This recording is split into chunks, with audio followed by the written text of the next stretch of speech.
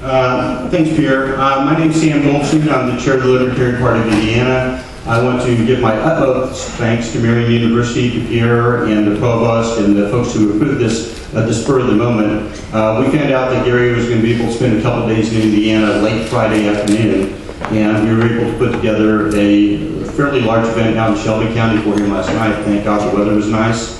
And today at Marian University, being able to meet students and people who may have never seen the Libertarian Party candidate before, and the presidential candidate that is perhaps the most qualified presidential candidate the Libertarian Party has run in recent memory. As Pierre said, a two-term former governor of the state of New Mexico. He'll tell you a little bit more, I think, about his term of governance, but he's my hero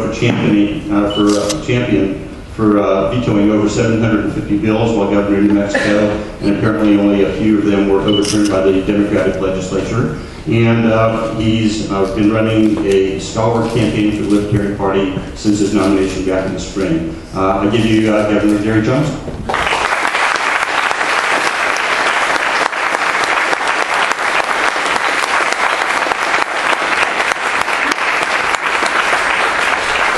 So, I want you to know that I would not be running for President of the United States if I didn't think that I could do a really good job as President of the United States. I just wouldn't be doing it.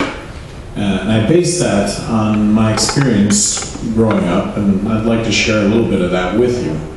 I've been an entrepreneur my entire life. Since I've been 17 years old, I've paid for everything that I've had in my life. When I was a junior in college, I started a one-man handyman business, me. And over a 20-year period, grew that business to employ over 1,000 people, electrical, mechanical, engineers, architects. It's amazing what can happen if you show up on time and if you do what you say you're going to do for people. That was that business growth that happened. I sold that business in 1999. Nobody lost their job, and it allows me to have a full-time, unpaid job running for President of the United States. Now, I know nobody's asking me for my advice, and my advice is worth absolutely what you're paying for it, which is nothing. But here's my advice to all of you, is that whatever your expertise is, apply it entrepreneurially. Whatever it is, go into business for yourself, apply what you do for yourself, and the rewards will be 100-fold. A lot more work, but a lot more reward. Again, worth exactly what you're paying for it. I am also an athlete. I've been an athlete my entire life. I remain a competitive athlete. I realize that's a bit of an oxymoron for a 59-year-old to say that they're a competitive athlete, but I am. I still compete in athletic competitions, and I have a goal to climb the highest mountain on each continent. In December, we're going to head off, my son and daughter and their partners, and Kate, my partner, we're going to go off and climb Aconcagua, which is the highest mountain in South America. But I've had the good fortune to climb Mount Everest and to get to the top of Mount Everest. And I would like to relay to you a story of life that I think is indicative of what we all encounter all the time, which is that nothing goes like you plan it's going to go. Nothing. I mean, plan on things not working out. So 2 months before I left for Nepal, I broke my leg, full fracture of the tibia. And within a couple of hours, I'm in front of an orthopedic surgeon in Taos. And he says, you know, Gary, you can still climb Mount Everest, but no anti-inflammatories, no painkillers, no cast, an experimental bone healing device that actually works, and I want you in the swimming pool tomorrow. Now, I have a leg that's twice as big as my other leg within 2 hours of having broken my leg. And I think it's indicative of life. Look, you break your leg, you know, you can lay on the couch and you can bemoan the fact that, man, this got in the way and there's no way that it can work out, or you can make it work out. And that's life, I think. And people have asked me, well, gee, what was it like to conquer Mount Everest? I did not conquer Mount Everest. Nobody conquers Mount Everest. She lifted her skirt, we got really lucky, gave us a peek, and it was wonderful.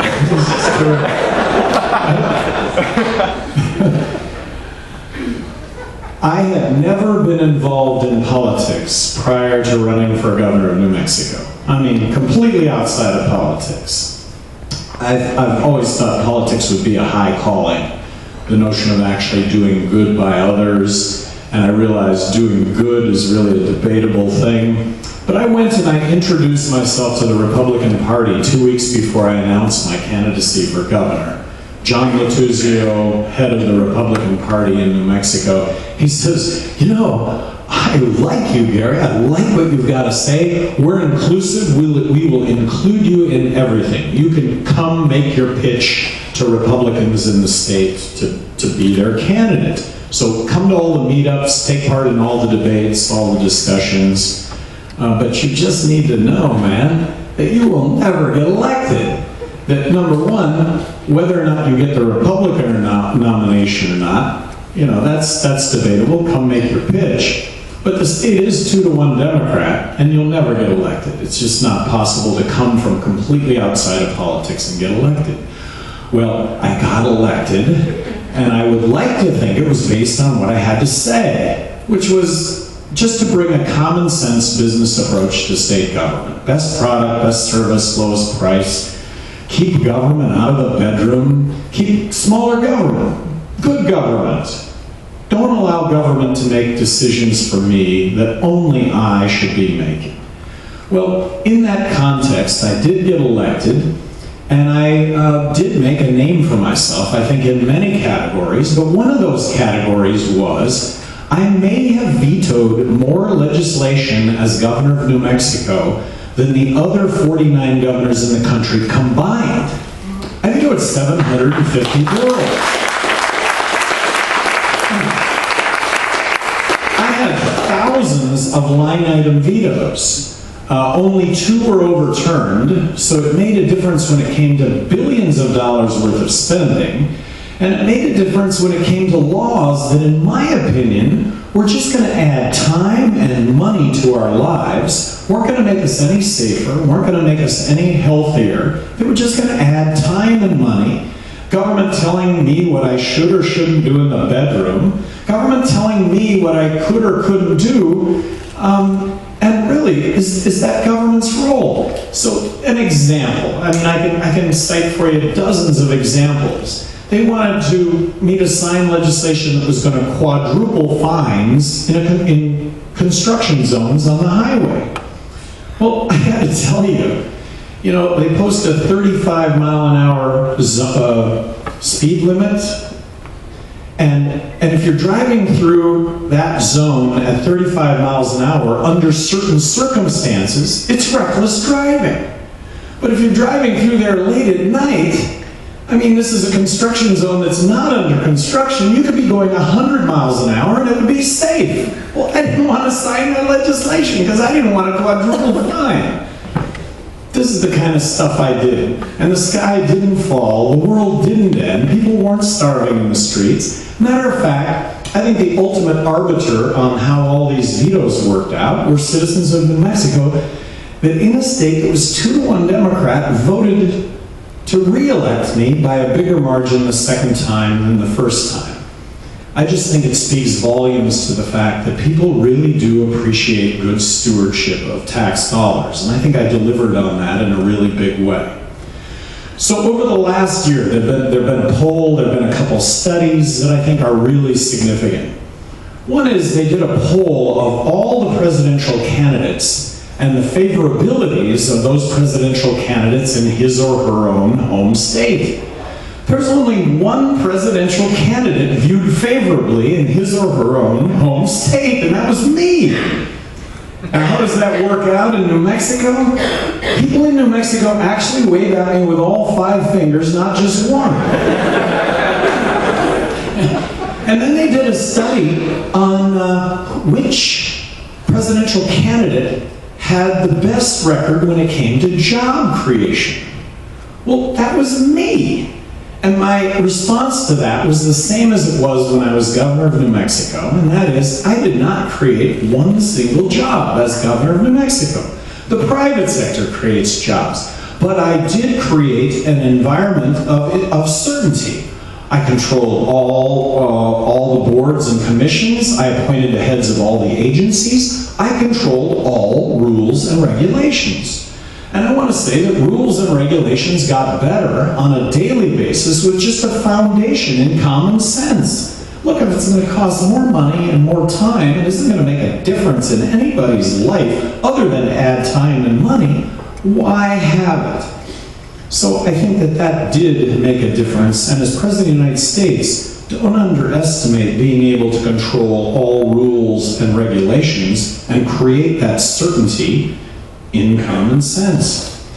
And that's something that I'm really proud of is last December, the ACLU came out with a report card on all the presidential candidates. Now, the ACLU, a group dedicated to the Constitution, a group dedicated to civil liberties, a group dedicated to the first 10 amendments of the Constitution, the Bill of Rights, they came out with a report card. 24 liberty torches was a perfect score. This is important. Mitt Romney and Rick Santorum had 0 liberty torches out of 24. Newt Gingrich had 4 liberty torches out of 24. President Obama had 16 liberty torches out of 24. Ron Paul, my hero, 18 liberty torches out of 24. And Gary Johnson had 21 liberty torches out of 24, something that I'm really, really proud of.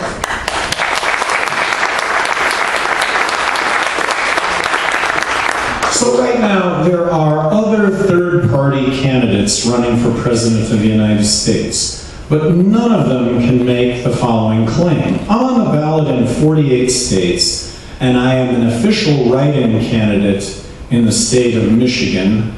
A pox on Michigan and a pox on Oklahoma for making it as difficult as they made it to have third parties be on the ballot. But so be it. There are other third-party candidates, but none of them come close to what I just said. I believe the Green Party is on the ballot in 30 states, just to put this into perspective. And then the other parties, Constitution Party, I think may be on the ballot in 15 states. The Justice Party on the ballot in 15 states. So when I speak of myself and my opponents, I'm talking about Romney and Obama because we're the ones on the ballot in basically every state. So what you're not hearing is the following. I'm the only candidate that would not bomb Iran. Look, we bomb Iran, we're going to find ourselves in a 2-year bombing maintenance program of Iran. We're going to find ourselves with another 100 million enemies to this country that we would not have otherwise had. The largest demonstration in the world in support of the United States after 9/11 was in Iran. Over 1 million citizens showed up in Tehran in support of the United States. And we're going to bomb Iran. I'm the only candidate that would get out of Afghanistan tomorrow, bring the troops home. Look, politicians beat their chests, and in the name of getting elected or re-elected, they're going to protect us from the ills of the world. And that's going to be the illegal immigrant, that's going to be drugs, that's going to be poor health care, that's going to be terrorists. And in the name of beating their chests, hundreds of thousands of innocent civilians in these countries that we militarily engage in end up losing their lives. Men and servicewomen in this country end up losing their lives. Men and servicewomen end up coming back with their limbs blown off. Stop with the military interventions that have us with hundreds of millions of enemies to this country that wouldn't otherwise exist except for our military interventions.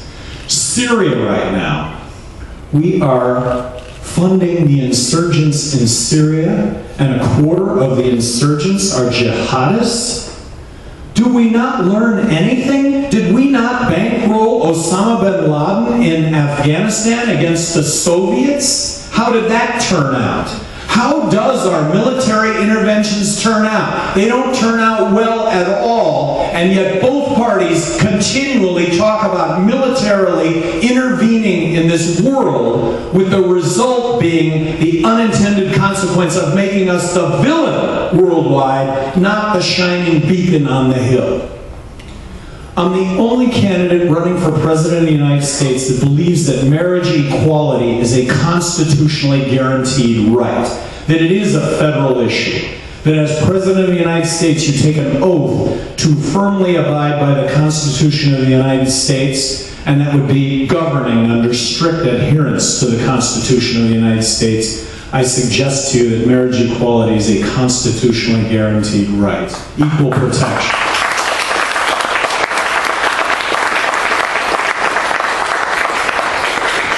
I'm the only candidate running for President of the United States that says end the drug wars now. Legalize marijuana now. 90% of the drug problem is prohibition related, not use related. That's not to discount the problems with use and abuse, but that should be the focus. We're arresting 1.8 million people a year in this country on drug-related crime. We have 2.3 million people behind bars. We have tens of millions of convicted felons because of our drug laws that I suggest to you that but for our drug laws, they would not be convicted felons. They would otherwise be tax-paying, law-abiding citizens. Don't want your kids to smoke marijuana? Don't have them smoke marijuana. But as a parent, look, 50% of kids that graduate from high school today have smoked marijuana. Might not be the best choice in the world, but you know what? It's not criminal. And it'll never be legal to smoke pot, become impaired, and get behind the wheel of a car. It's just not going to happen.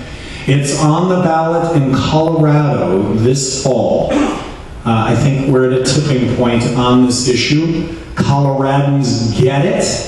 It's a ballot initiative, regulate marijuana like alcohol, makes all the sense in the world. 6 years ago, citizens of Denver voted to decriminalize marijuana on a campaign based on marijuana being safer than alcohol. Coloradans get it.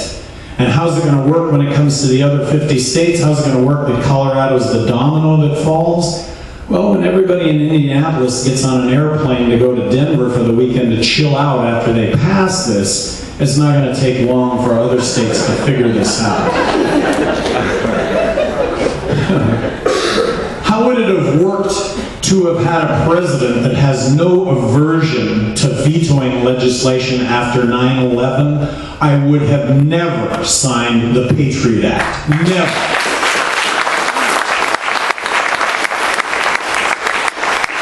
There would be no Department of Homeland Security. How incredibly redundant is that?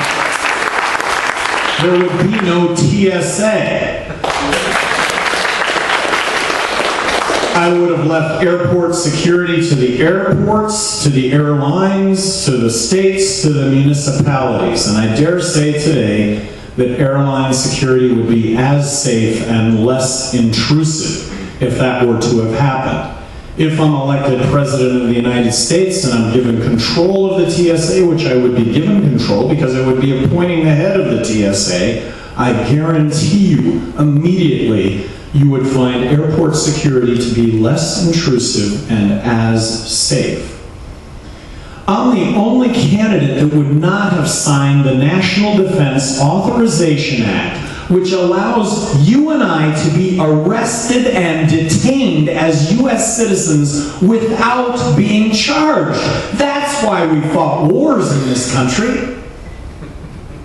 I'm the only candidate that believes that if we don't fix our spending, we're going to find ourselves in a monetary collapse. And a monetary collapse is going to accompany what we're doing right now. What we're doing right now is we're borrowing and printing money to the tune of 43 cents out of every dollar that we are spending.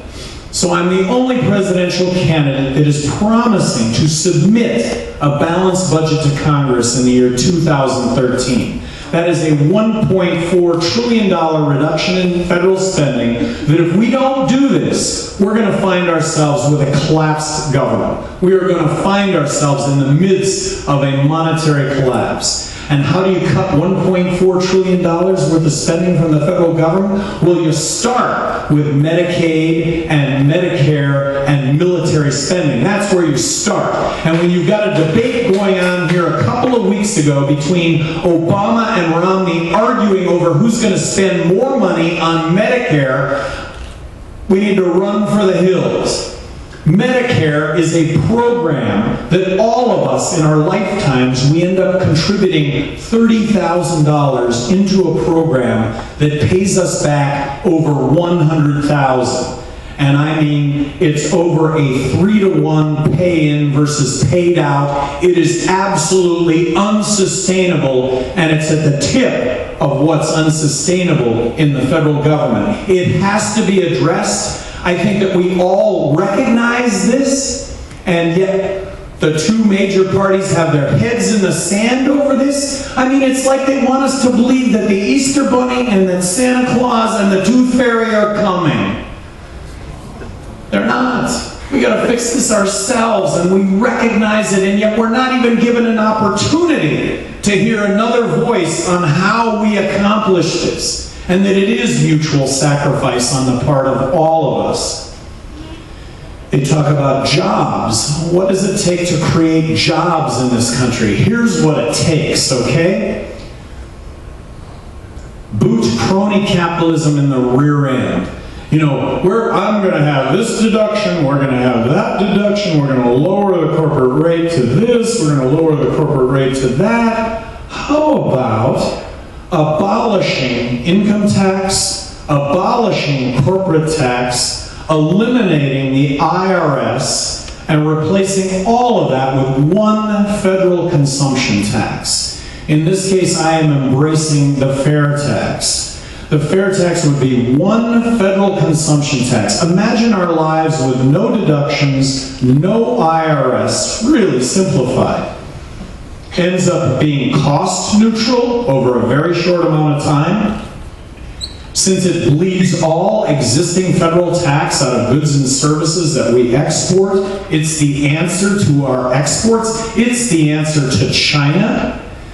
And in a zero corporate tax rate environment, if tens of millions of jobs are not created in this country, then there is no other table you could set to allow tens of millions of jobs to be created in this country. Manufacturing jobs will flock back to the United States given a zero corporate tax rate environment, which is how it all started in the first place. Foreign capital investment, which has decreased in this country by 50% in the last 8 years, would increase by 300% in the next 8 years. Believe me, this is what it would take. And yet nobody talks about what it will really take, because it's too tough to take this on, this debate, this discussion. I ran 2 campaigns for governor where I did not mention my opponent in print, radio, or television. The reason is, I think people are hungry to vote for a leader as opposed to the lesser of two evils. So I could care less what opponents have to say. What I want to be able to state very clearly are my positions on these issues, and let people make a choice on whether or not what I'm talking about is right or wrong. And that isn't what we have today. We have today 82,000 negative ads run by Obama against Romney, run by Romney against Obama. Barf.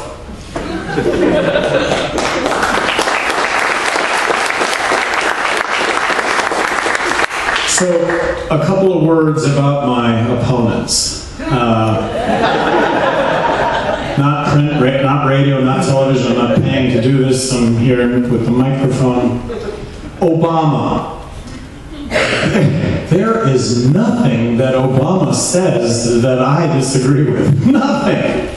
But it's like he plays a violin and the words that come out of his mouth, really, I'm not going to disagree with anything.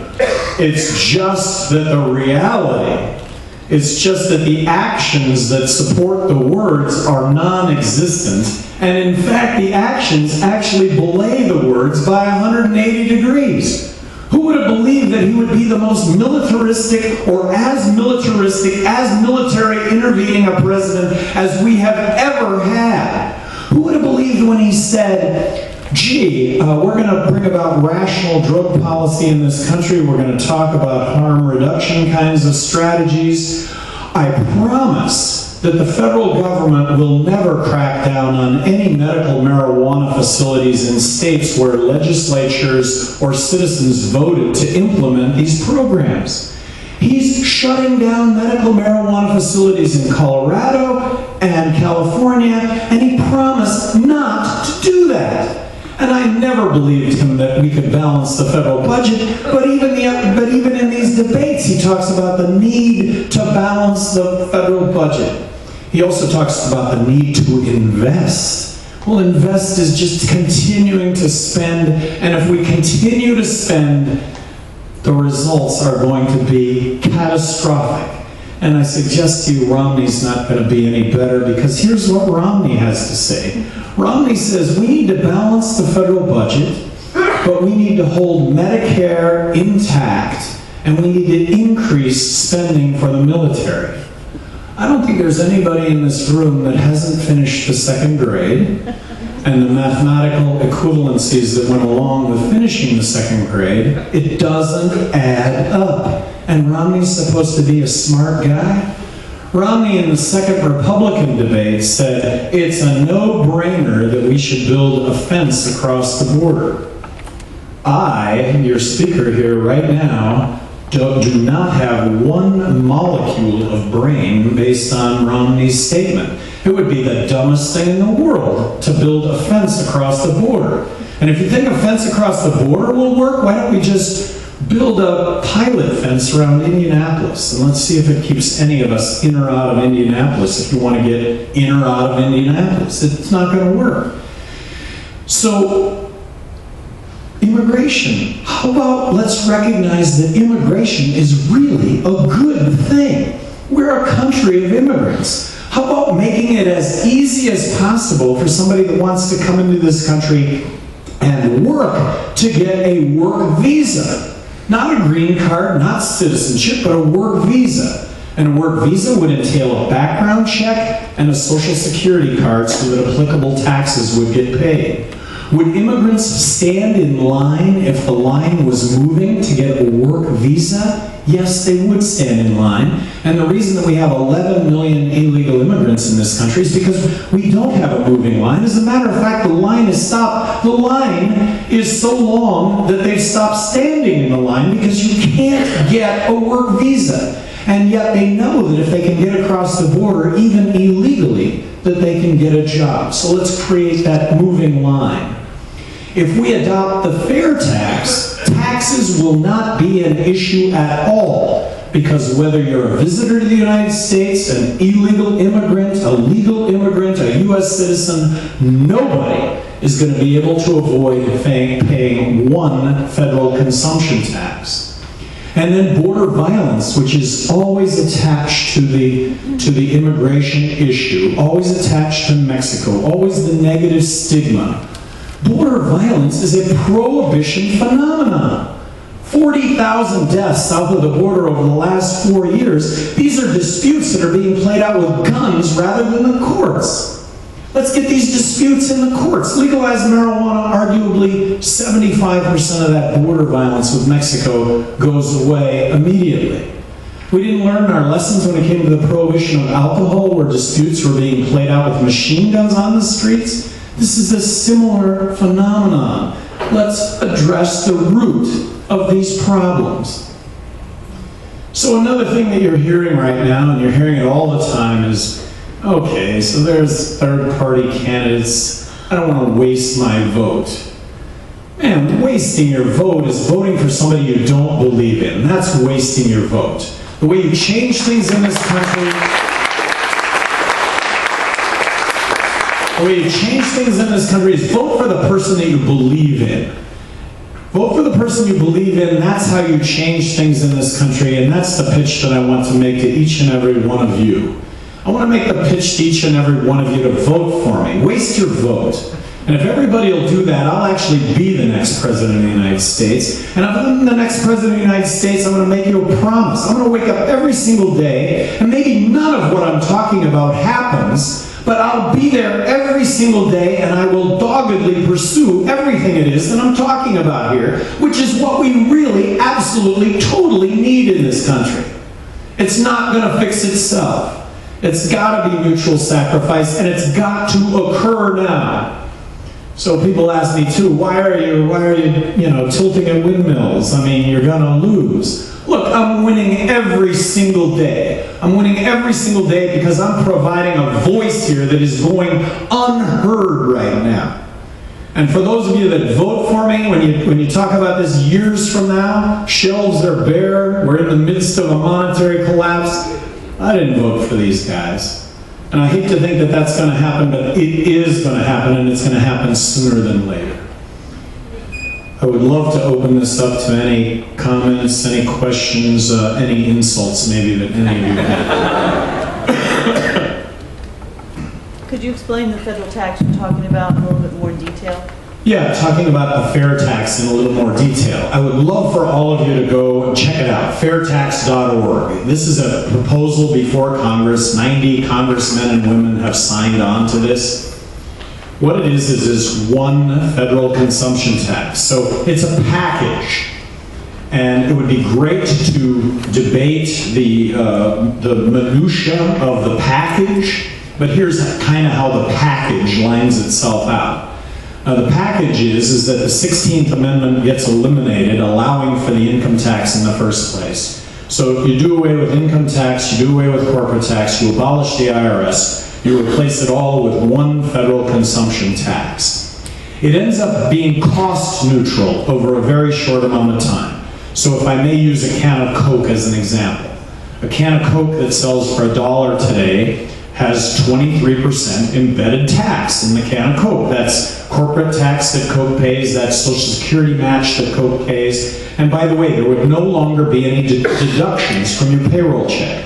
No more Social Security taken out, no more Medicare taken out, no more unemployment taken out. All of that would come out of the proceeds of the fair tax. The fair tax is a 23% consumption tax that gets added on to new goods and services. Not used goods and not business-to-business transactions. So you're not going to compound this tax in building the automobile. You're not going to compound this tax in building the home. It's going to be, the price ends up to be on the end product. So because you bleed out all existing tax, in this case, arguably you bleed out 23% tax out of the can of Coke, the can of Coke will sell for 80 cents as opposed to $1. Coke makes the same profit. Now, if you're thinking, well, Coke will just continue to sell their can of Coke for $1.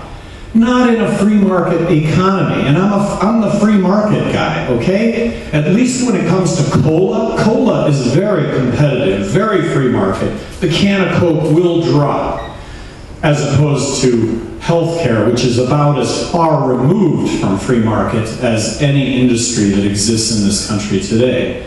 So that's the answer to exports, and it's really the answer when it comes to jobs. I mean, you got Obama and Romney both arguing over dropping the corporate rate, which is currently at 35% to 27% or 25%. How about taking it to 0, which is where it started out, making us making us the only place to do business. That would be the only place to do business. Tens of millions of jobs get created.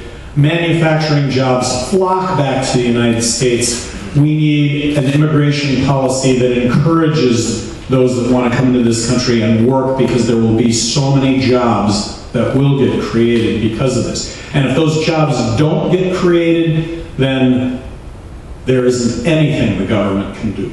Nothing. Hi, Governor. We're filming this, and I think it would be best if people actually stood in line, because that will be able to pick up the sound of the questions. Great. So maybe have like a moving Great. line, okay? So if anybody has questions, get in line, and I'd like to ask a question too. I'd like to put on my political science hat here.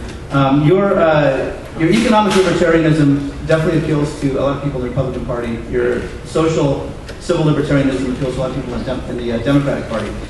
Given the Electoral College with its winner-take-all distribution, the likelihood of you getting the presidency, getting the electoral vote is extremely minimal. But the likelihood of perhaps you doing what Ralph Nader did in 2000 or Ross Perot did in 1992, by actually maybe tipping the election one way or another by drawing people from the other parties, that actually this year could actually have you could have a very big effect as a spoiler. You probably don't agree with that or not. But if that is the case, who do you think you are more likely to draw votes away from? Romney or Obama? Well, since I'm more liberal than Obama on civil liberties, and since I'm more conservative than Romney on dollars and cents, there have actually been 5 states where they polled who do I take more votes from. In New Mexico, in Colorado, and in Nevada, I take more votes away from Obama than I do Romney. In North Carolina and Michigan, I take more votes away from Romney than Obama. At the end of the day, I hope I get labeled as the spoiler, because this is a message that's way too important.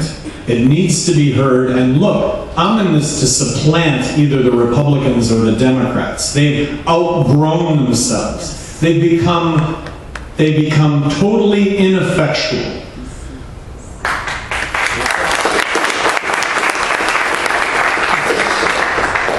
Thank you for coming to our university.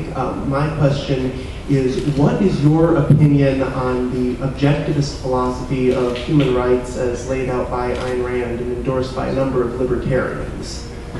Well, talking about Ayn Rand, I read Ayn Rand, and when I read Ayn Rand, I thought, wow, this is putting into words what I really believe. And fundamentally, what I get from Ayn Rand, fundamentally, objectivism, what I get fundamentally is that the best contribution that any of us can make in our lives to other people is to be the best that we can be. That's the best contribution that we can make. So I play this game with myself all the time, and I would ask you all to play this same game, and that is look at yourself on the movie screen. Look at your life. Look at what you're doing. You're the producer, you're the director, you're the star. Do you like what you see? And if what you see is a sad character that's going to work every day, not really enjoying their life, or whatever it is, do you like what you see? And if you don't like what you see, who's got the control to change that? Not the government, you do. Take control of it. Take control of it. Make that the movie that you want to see. Make that the Academy Award winner. That to me is objectivism. Again, thank you for coming to our university. My question is on corn subsidies. I'm a bit of a health nut myself, and I see all these products that have high fructose corn syrup, this industry of the corn. I mean, we're in Indiana, I might get something thrown at me. But seeing cola, the diets of what people eat, and the problems that brings about to our nation with heart disease and other illnesses probably related to obesity. How do you balance making corn, because I like corn, but a viable product that people, how do you balance corn subsidies? That's what I'm getting at. Well, so first of all, I agree with everything it is that you're saying. I couldn't agree more. What arguably is the #1 reason in this country for obesity? Is it corn syrup and the fact that we put corn sweetener in everything? So what we need to do is we need to eliminate farm subsidies. That's what we need to do. Now, do you do that immediately? Immediately, I'm going to be proposing a budget to reduce farm subsidies by 43%. This needs to be across the board. It needs to be mutual sacrifice on the part of all of us. These would lead to a healthier America. I have celiac disease, something that I've been diagnosed with now for about 3 years. I can't eat anything with gluten in it. And if I don't have food labeling, I can't exist. And flour for me is poison. Gluten for me is poison. So when we talk about GMOs, labeling of GMOs, I would advocate that food manufacturers label food and let you and I as consumers make choices based on what's in our food that we eat. And like I say, I'm non-functional if I don't have labeling on food. Governor Johnson, thanks for coming to our campus. With gas prices at really high prices, and then many of our fossil fuels eventually going to run out, how do we plan for our long-term energy needs? Like, what's your energy policy? Well, number one, that it be market-based, and I suggest to you that government gets in the way of energy policy by actually dictating our choices as opposed to being market-based. Let me offer you up a couple of predictions. Predictions are that oil prices, that gasoline prices are going to dramatically decline. And that's because of U.S. production of oil, which has to do with Bakken and the fact that there's a lot more oil at the refineries right now than we can refine.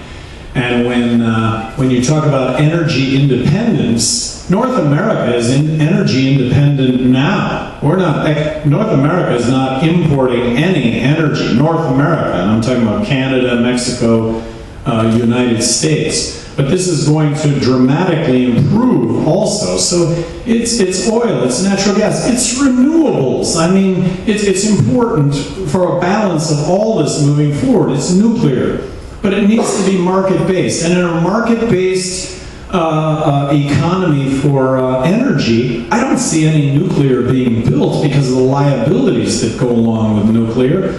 Liabilities end up getting underwritten by the government, and I'm actually open to that also as the only way to see that as part of the mix. But natural gas, look, Marcellus, New York State. New York State is sitting on as much natural gas as Pennsylvania, and New York State hasn't drilled one single well to tap into any of it, but it's going to happen. So we just seem to have an unlimited, bountiful supply of energy that more than lasts our lifetimes and the next 100 years. We've got it. But back to renewables. I mean, long term. Yeah, all this stuff needs to work in conjunction with everything else. Are we going to stop using oil because we run out of oil? No, we're going to stop using oil if we actually find an alternative. Thanks again, Governor Johnson, for coming to Indiana. My Gary Johnson yard sign was stolen out of my yard last night, so I feel some of your pain. Yes, horses. In New Mexico, I know you're an advocate of using cost-benefit analysis, and you privatize the prison system in New Mexico. Do you think that in the public sector, there are some areas, including military contractors, that should stay to the public? Or do you think there are any factors that we cannot perceive, unintentional consequences by privatizing some of these institutions that the criminal justice system should be in control of rather than the private sector? No, I don't. And here's the wonderful thing about what you're just pointing out. If there is an unintended consequence of when you turn it over to the private side to do any delivery of goods and services, if it doesn't work out, guess what? You can correct that immediately. But if you made that public, not possible. Not possible. So in New Mexico, when I became governor of New Mexico, the federal courts were running the prisons in New Mexico. It was a gigantic issue. We had over 600 prisoners housed out of state, and there was a consent decree. Federal courts were running the prisons in New Mexico. So we had to build new prisons, but the legislature refused to build new prisons, and yet they allocated a certain amount of money every year to house our prisoners out of state. So what I did is I privatized over half the state's prisons, and on an apples-to-apples basis, because the federal courts were running the prisons in New Mexico, I can say this, same goods, same services that were being delivered in-state at $100 a day by the public side, the private side agreed to do it for $66 a day, 2/3 of the cost. To me, that was good government, and I defended that as good government. whenever you can have same goods and services for 2/3 the cost, why wouldn't you do that? Saving money for taxpayers, why wouldn't you do that? And I always said, as governor of New Mexico, if we could adopt rational drug policy, if we could actually empty the prisons, I guarantee you it's a lot easier to stop with a private contract as opposed to public institutions.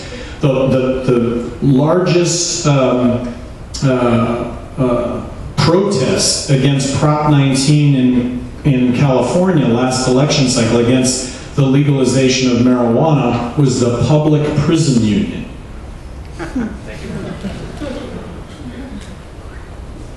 Yes, thank you for coming to Indiana. I can also tell you that I lived in Albuquerque when you were the governor, and yes, you were effective, and I never voted Republican in my life, so there was something there. Question I had for you is, you mentioned cutting several federal programs and cutting the budget in many areas. Would that include the Department of Education, and would you be willing to repeal the No Child Left Behind? Well, so here's the Federal Department of Education. $90 billion a year. Do you all know when the Federal Department of Education was established? 1979 under Jimmy Carter. I don't think there is anything to suggest that the Federal Department of Education has been value added since 1979. I don't think there's anything. But here's the reality of the federal government and government spending on education. Is the federal government gives each state about 11 cents out of every school dollar that every state spends. But keep in mind that that's Indiana that sends that money to Washington. They kind of take a toll out of it. They send it back. And they say, here's 11 cents, but you have to do A, B, C, and D. For you to do A, B, C, and D as a state, it costs you 16 cents. It's a negative. It costs states money to take federal money. So how about just do away with it completely? Give it up to the states, 50 laboratories of innovation and best practice. Excuse me. That's exactly what we would have. We would have some fabulous success that would get emulated because we're really competitive.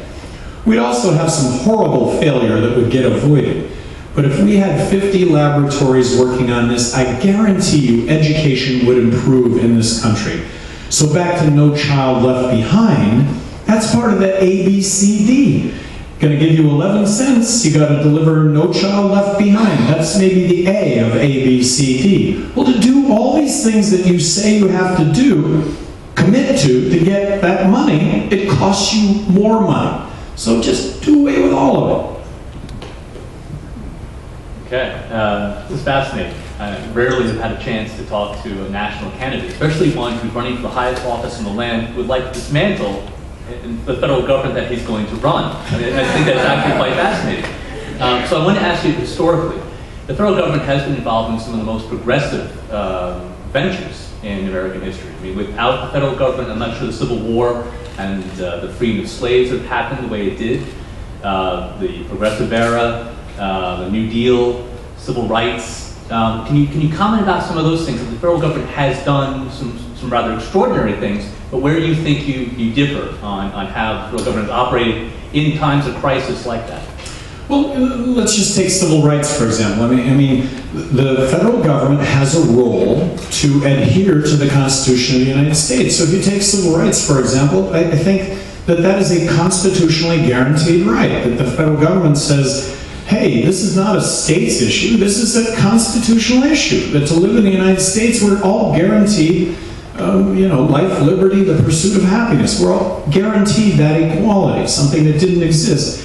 And let's keep in mind, too, that the Constitution can't be a perfect document because it was written by the largest slaveholders in the country at that time. And I got to tell you, slavery just flies in the face of everything that I think this country stands for. But yet, these were the writers of our Constitution.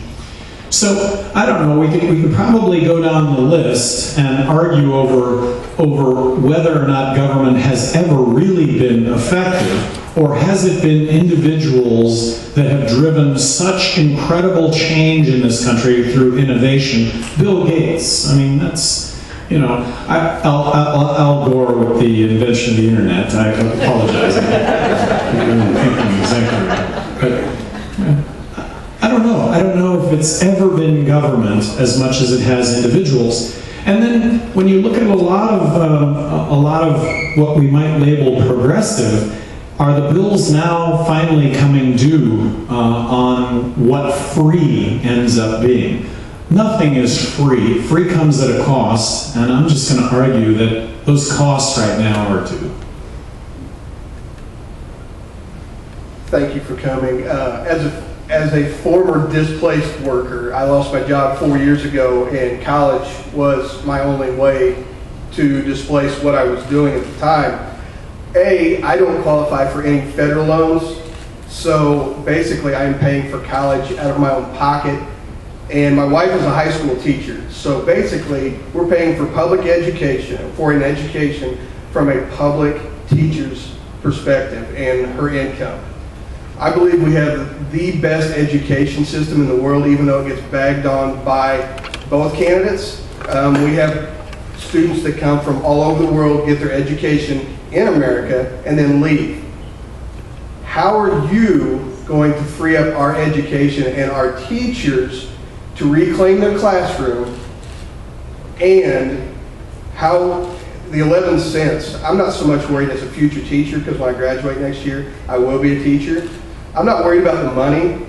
I'm more worried about the education for equality for all students. How can we get students of all socioeconomic backgrounds the same equal education that is guaranteed by our Constitution? Well, okay, let's just, man, that was a mouthful. Right now, Khan Academy, how many of you are familiar with the Khan Academy? Well, it's free education online. It's kindergarten through a doctoral degree online. It's free. It's free. You can get online, and if you want to spend the rest of your life, I don't think you would spend 19 years in the Khan Academy. I think you'd cut it shorter myself. But you can actually get an education right now for free, up to and including a doctoral degree in any subject. So, as governor of New Mexico, I was more outspoken than any governor in the country regarding school choice. I really believe that to improve education, we need to bring competition to education, just like we do every other aspect of our lives. And then let me ask you rhetorically, what's the reason for the high cost of college tuition in this country right now? I'm going to argue that it's guaranteed government student loans. That if guaranteed government student loans did not exist, a lot of you right now, and I don't know what the tuition here is per semester, but $10,000, whatever it is, $15,000 a semester, $30,000 a year? Yeah, 30 grand a year. That, okay, gee, do I spend 30, I can't afford 30 grand a year. Maybe I should go out in the workplace and apply myself there. Maybe I should take what I think I want to do in my life and just try and do it without this formal education. If kids actually did that, and they would do that in mass, but for guaranteed government student loans, if all of a sudden there were a lot fewer students going to Marian, guess what? College prices would drop dramatically. Tuition would drop dramatically because this is an artificial supply and demand that has been created by guaranteed government student loans. And right now, colleges and universities are immune from what would be competitive pricing but for guaranteed government student loans.